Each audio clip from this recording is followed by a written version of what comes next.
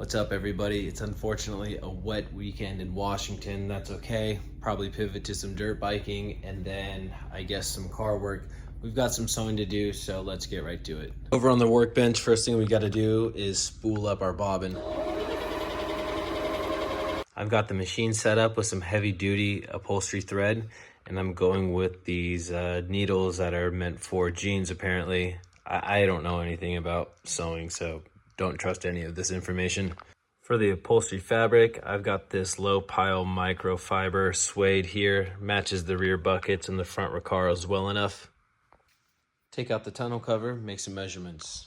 I'm gonna do roughly 7" in length, 1.3" up here, 4.5" up here, plus all of my stitch zones. Those add roughly 1/2 inch on each side. Again, don't follow what I'm doing. I have no idea what I'm doing. Here's my template.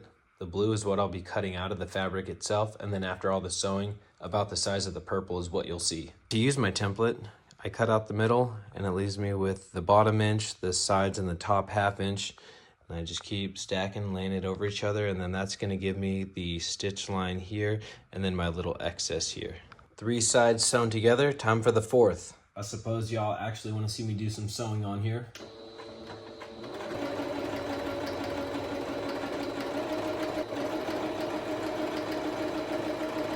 Beginning and the end of your stitch, you always do a double back, basically like tying a knot. Before I marry the 2 ends together, I'm gonna need to make a pass through since we have our horn button on our shift knob here. Marked my hole, cut it with a razor blade, stuck an eyelet in my little press tool. Now time for a clamp ring.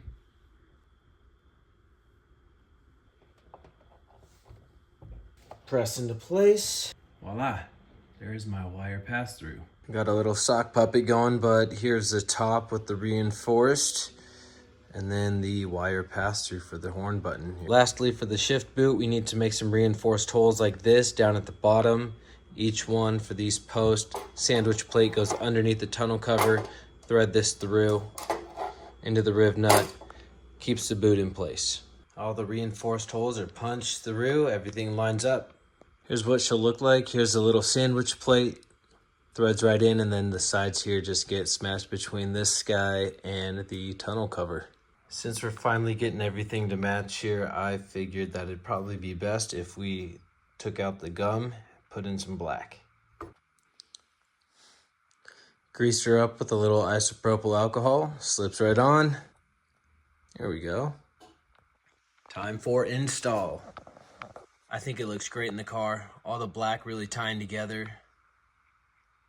Horn button fully functional, matching the steering wheel, matching the recaros, matching the rear seats. Now I just need to work on the e-brake cover here, and I need to unfuck what the upholstery shop couldn't do right the first time around. Stay tuned, everybody.